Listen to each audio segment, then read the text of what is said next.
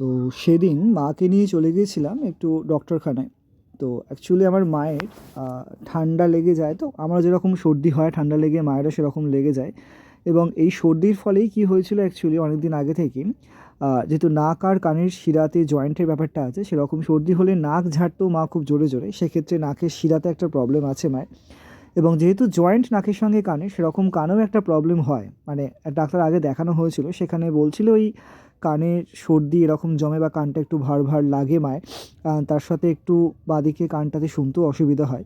তো সেই জন্যই গিয়েছিলাম। তো অনেক দিন ব্যাপারটা টেস্ট করানো হয়নি, তো অনেক দিন পরেই আমি গিয়েছিলাম মাকে নিয়ে হচ্ছে নবজীবনে, আমাদের ফরিয়াপুকুরে নবজীবন হসপিটাল আছে, খুব ভালো ওখানে ডাক্তারটা বসে, সেটা খোঁজ খবর নিয়ে যাওয়া হয়েছিল, 700 টাকা ভিজিটও নেয়। তো ভালো করেই মাকে আর কিছু টেস্ট করে দেখছিল ওখানে, কান এবং গলা, নাক সবটাই টেস্ট করে দেখছি কতটা শুনতে পাচ্ছে বা কিছু।